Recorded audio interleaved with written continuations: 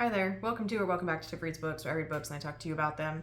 This is my weekly little check-in chat where I just kind of give you a quick rundown of what I've been reading, what I'm started reading, what I finished, what I think about things.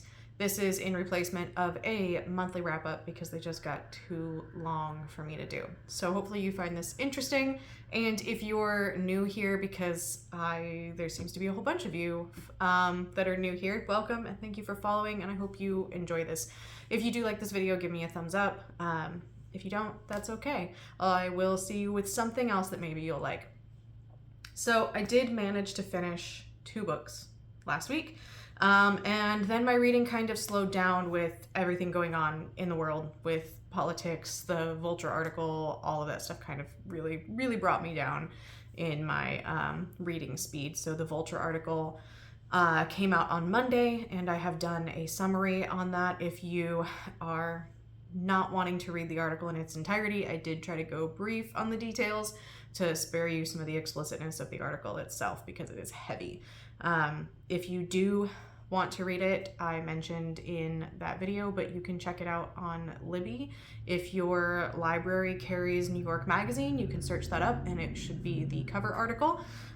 There's also some free links that you can get if you search his name and the article and Reddit, and you can read it for free if you don't want to pay, or you can pay.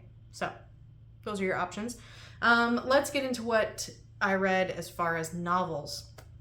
So I did finally finish Jade War, and I have mixed feelings about it. I will probably do not necessarily a full review of this, but I do want to talk about some of the things in it at some point. But this is the middle book in the Greenbone saga by Fonda Lee, the first book being Jade City, which I really enjoyed. And in book 2, I just kind of noticed that, I don't know if I didn't notice it in Jade City, but the writing style was very passive versus active. We were told this happened and that happened, and we didn't really get to see it happening. And that kind of was like taking me out of the story. We had some big time jumps. It would be like, oh, it's been 6 months and Andon has had this happen to him. And I was like, where did I get to see any of that? Because we didn't, and it kind of took me out of it. It made me less invested. I just really wasn't caring. I still gave it like a 3.5. I still think the story is interesting. The idea is good. The plot is there. It just really suffered in characterization. I am a character-driven girly. I need to connect with those characters, and I was really struggling to. I did still like some of the characters that we've really gotten to know. I still love Shay. I really like Wen. I think she really was a standout in this book, and I ended up switching from physical to audio to just kind of get through it, and I do think it helped listening to it given the way the story is written. So if you like audiobooks, I think this one is better on audio than it is physically, for if you are someone who needs characterization, because it does feel more like someone is telling you a story versus you are reading and getting immersed into it. And I think that's really what threw me off. Still gave it a 3.5. I still plan on finishing the series. I did put a hold on Jade Legacy at the beginning of the month as well, and because it said it was going to be 8 weeks. And as soon as I finished Jade War, Libby was like, hey, you want to read Jade Legacy? And I was like, you told me 8 weeks. And it was like, your hold is available after 6 days. Hugin just came down to thank me for his dinner. So he's getting pets at the moment. So, where was I at? Jade Legacy. So I did push the hold back. I was like, I can't do this right now. I do need to take a break. I do want to finish it. I just don't think it's going to be that standout series for me, but I am invested in finishing it and figuring out what happens with the story. I probably won't pick up the novellas because the writing is kind of getting to me. I do want to try some of her other stuff and see if the stories are written differently. So yeah, that's how I feel about the Greenbone saga at the moment. Won't go in, it's hard to give any review on a middle book. The other book I finished is a short-ish nonfiction, and one of my goals this year is to read a nonfiction audiobook every month. It's not something I normally make myself do, but I have some things that I really want to get to this year as far as history and politics, things that I don't tend to pick up very often. So my goal is to kind of push myself a little bit and pick those up this year. So I picked up This Is How Fascism Works by Jason Stanley. It's an 8-hour audiobook, and it's kind of written as a look through a lens at different events in history, including recent history, and it was incredibly interesting. I do want to get a physical copy of it so I can read it again. It talks a lot about the link between fascism and patriarchy and religious movements, conservative religious movements specifically, a lot about the criminal system in the United States. It's very interesting how he links them all together. I think it's a really easy listen. Easy is in the sense of understanding what he's talking about. Hard is in the fact of, oh my God, I'm getting really angry. But I did really enjoy it. I struggled to talk about these topics in any sort of depth, to be honest, without having it like in front of me to refresh my memory and to look at. But I did find the overall impact of listening to it as if it was a lecture, and I enjoyed that aspect of it. It was really easy to listen to. I think the audio narrator did a really good job, and I would recommend picking it up if you're at all interested. Probably would be a good one to have to do immersion reading, where you have it read to you through the audiobook and to read it physically. And that's kind of something I want to do. There was a big hold for it on Libby. A lot of people waiting. I think there were like 17 people waiting when I finished, so I just wanted to get it back rather than go back and re-listen to a couple of things just so that other people could get to it when they wanted to. But I do plan on getting a copy. A little bit harder to find, especially right now for reasons.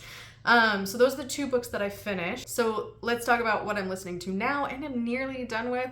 And that is, I managed to be the first person on the holds list for Grady Hendrix's Witchcraft for Wayward Girls, which I'm listening to through audio. I find the narration really good. I'm really intrigued with this one. Okay, so I'm at a point where I want to do a longer review of this one, but in brief, this follows a young girl, actually. She's 15. I don't know why I said a young woman. It's the audio narrators. Anyway, this follows a young girl. She is 15, and it's 1969 in the beginning of the book. We spend most of the book in 1970, and she finds herself pregnant and having to deal with ramifications of that in the South in the 1970s. And her parents send her to a home for unwed mothers where she meets these other girls, and they all kind of decide that they are going to do something about their situation. Where they are in time and place means that everything that's happening to them is not being explained to them. They're not being told anything. It's not fit for women or girls to know about what happens during childbirth because it's like a taboo subject, because it's not ladylike to know about these things. And those aspects are frustrating me so much because I'm just like raging over it given everything that's happening right now. But I am at a point in the book where we've kind of switched to a trope that I'm not really a fan of ish. I don't know if it actually is, but it's giving me vibes of it, and that is the magical black person trope. Stephen King does this a lot, and Nnedi Okorafor wrote a really interesting article on it. I recommend reading that. But we're kind of doing that a little bit, and I'm unsure how I feel about it. I'm gonna see how it wraps up. I don't know how I feel about it. I'm gonna leave it at that. I don't know how I feel about it. I don't think it's done necessarily well, and I do, depending on what happens, am kind of a little frustrated with the turn that we took. It's reading more actually than horror, like dark fantasy with horror elements, which is what I'm finding really interesting. Is I actually think this leans more towards a fantasy book than it does like a horror, because it's very paranormal, but it's also not really like horror. So like Grady Hendrix's other books that I've read, Horror Store, are very paranormal and kind of goofy a little bit, but also definitely horror and campy, I guess. It's not goofy, it's campy, right?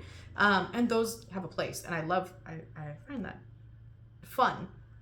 My Best Friend's Exorcism did that as well. It felt like some of the horror movies that I watched when I was a teenager, a little campy, but also a lot of like deep topics discussed. This one actually doesn't feel so much horror, and I'm 70% into the book. I kind of wanted to finish it today, but I wanted to actually sit down and read too, so I was torn between what do I do. So I'm enjoying it, but with caveats. It's probably going to be about a 3.5 or a 4, I'm guessing, depending on what it does in the end. The ending, this last 30% is really going to decide how I feel about the book. So, but right now I'm like, I enjoyed it up to this point, and now I'm starting to be like, I wish it hadn't taken that turn. So that's where I'm at with that. Physical books. I'm still working on this, Priory of the Orange Tree. I have now made it 20% finally. Physical reading this weekend has been difficult. I have been just watching and being stressed over everything in the political world at the moment. It is Monday.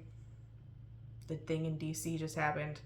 And I'm just feeling very overwhelmed with things. So sitting and reading has been really hard, and I find myself doom scrolling instead. So if that is you, I see you.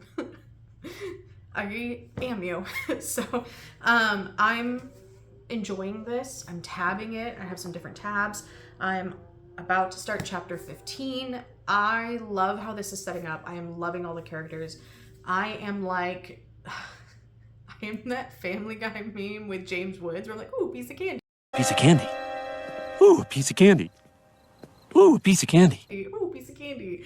Every time a bit of lore is dropped, and I'm just getting like sucked further and further into this book. I love the way the exposition is done. It's not these big dumps. It's like in conversation. It's little bits like in the middle of things where it's like a character will be talking and then we'll get a little bit of context, but we won't get like pages and pages or paragraphs even. We get like a couple of sentences just to put everything in its place. And I really like how it's done. I think this is really well written so far. I am terrified of the fact that 171 pages is 20%. Of this doorstop of a book. I shouldn't have put it there because I'm gonna need to move it. Put it over here. So that's my physical read. I also just started, I keep struggling with this. There it is. You can see it charging in the background on my Kindle. I started today while I was waiting to take my kitty cat to the vet to get him his shots. And I was waiting and I started reading You I Lie With by Megan Davis, she just recently changed her name. Is it Minnie Likes Books on Instagram, or was that what it was before? It's this.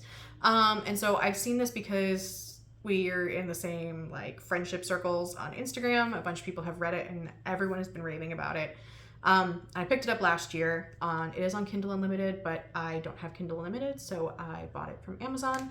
I will always buy independent authors from Amazon. It's like the one thing that I will buy as far as books go, because there's not a lot of other places you can buy from independent authors. So I did buy the digital version, so I will be giving it a read. I started it, I'm like 9 pages in. It's 63 pages, so I'll probably be finishing that tonight if I don't read more Priory, but I really like the way it's writing so far. The way it's reading so far. I really like the writing so far. Oh my gosh. I am enjoying it. I think it's really well done. It's a little apocalypse-y. And I'm looking forward to it because everybody who read this was crushed at the end. So I'm ready to be crushed. Books. That's as far as I go. I am about to start, after I finish Witchcraft for Wayward Girls, hopefully tomorrow, I will be picking up The Shape of Water, which is another one of my recommendations from this month. And it was recommended by this person, Mal Bar Books. Yes, by my friend Mal. I was recommended to read this. I've seen the movie years and years ago. I'm kind of excited to read the book. Interested to see where it goes. I think it's different enough than everything else that I've read that I'm very interested in picking it up. The audio, I did a sample to make sure I liked the narrator. I have 4 days left on this hold, but there's nobody waiting, so I'm just gonna renew it if I don't get to it in time. But I will be finishing that before the end of the month, so that's my next thing. Those are my up nexts. I don't know what I'm gonna do. This is a buddy read. I don't know if I'm gonna slow down after I get caught up and then start something else, or if I'm just gonna keep reading this, so stay tuned. This is feeling really chaotic. I'm feeling very chaotic. So those are the reading things. The additional things, I did spend a lot of time reading the Vulture article and the follow-up.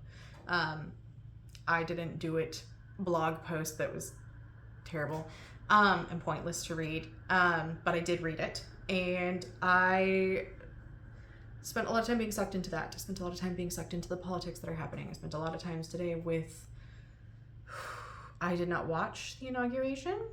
I listened to people talk about it, and I listened to Seth Meyers make fun of it tonight. and also feel very overwhelmed by it. I listened to him feel very overwhelmed by it. So those things have consumed me this week. You're seeing a new background if you have not watched my Vulture article summary. This is my new background. I spent forever redoing this room. I do have a little vlog that I might put up soon of just how I went through the process of it. I'm very excited about it. I really like this. I have my heated blanket on my chair because it's cold as hell down here, and I'm just chilling with a nice little thing. These books right here are my hopefuls for coming up next. Things that I want to read, things that I'm like looking forward to reading, things that I want to keep on in my mind because this is my like work from home space. Things I want to keep at the forefront of my brain so that I read them this year. So a lot of things I'm excited about. You can kind of see them over here. I did just pick up Eldest and Brissinger at a thrift shop this month, and I'm very excited. So $4 total for those 2 books. So that I can finish out the Inheritance cycle because I never read it when I was a teenager and it was out and I was like the prime age for it. I think Christopher Paolini's only like a year or 2 older than me. And they were coming out when I was in high school and I never read them. So I'm reading them now.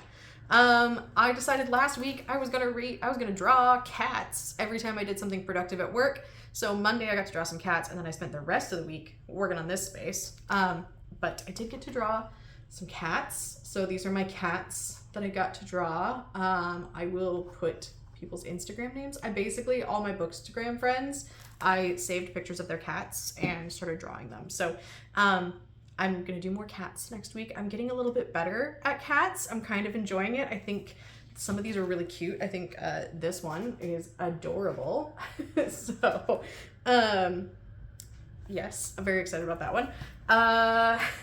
And yeah, so I spent some time drawing some cats and looking forward to drawing more this week. And then if you want a reading tracker, Skinny Scarf update, here's where she is now. So I've added 2 more since the last time. We're still all 1 color or 2 colors, but we are getting somewhere. We're a little bit bigger. We are 3.5 inches. This is 3.5 inches for 6 books. So let me do some math real quick. Each book is roughly 1/2 inch. So if I read 100 books this year, we're at a 58-inch scarf. That's almost 60 inches. I am like 60, 61 inches. So if I read 100 books, the scarf will be the length of me, which I think is pretty okay. How long are most scarves? Let's find out. Scarves are 60 to 80 inches. So yeah, it'll be pretty good. It'll be okay if I read 100 books. Last year I read 200, so maybe we'll have a ridiculously long scarf. Who knows? That's where I'm at. So skinny scarf with my yarn ball because I'm probably going to be finishing You I Lie With next, and that'll be black. So I haven't detached it, but yeah, little skinny scarf, kind of cute. Those are all my audiobook stitches, so I'll be looking forward to doing a different stitch. That'll be fun. Oh yeah, I should explain that. Let me explain it. Jesus, I am chaotic tonight. Okay. Skinny Scarf book tracker. For every book I read, I am crocheting a row. I'm using a different stitch shape depending on whether it is an audiobook, a physical book, which can be hold it in my hands on the screen or in paper, and then a different stitch for manga. I also have a stitch that I will be doing for if I do any rereads of Gideon the Ninth, Nona the Ninth, or Hero the Ninth. I know I said those out of order, but if I reread those, I have a special stitch. That one is a surprise, but I have a special stitch that I will be hoping to use as long as it fits the numbers that I have in stitches. We'll make it work. And so I have a special stitch if I reread that. Color-wise, if it is a horror, it will be this kind of magenta. If it is a sci-fi, it'll be this kind of tealy turquoise. If it is a fantasy, it is this like darkish cerulean blue. And then everything else, because those are my 3 main genres, everything else is black. If it is YA, it gets a YA or middle grade, it gets a white stitch along with it, where I just do a hold 2 and stitch with the white on there just to signify something that was not adult. So that's that. And every time I finish a book, I'm tracking it with the reading scarf. So that's what I'm up to. That was very, very chaotic. Very chaotic. What else am I doing? Oh, I watched Wicked Finally watched Wicked on Saturday. Loved it. I have not been to a movie since The Wild Robot in September, and then before that I hadn't been to a movie since the Barbie movie. So far, since 2022, I've been to one movie a year. One movie a year. This is 2022. I don't see movies very often. So, yeah, I went and saw Wicked finally, and actually really enjoyed it. Wasn't sure if I was going to, but I did really, really enjoy it. So, yay me. I need to put that in my list of movies that I've seen this year. And that is now officially all I have to say. Thanks for sitting with me while I was doing my really chaotic, unplanned, what I'm doing, what I'm reading, what I'm working on, what I'm crafting, little chat. And I will see you this weekend with something that is a little more planned out than this mess. Thanks for sticking around with me. Let me know if you have any comments on anything that I have said. I'm always happy to chat in the comments, and I'll see you soon.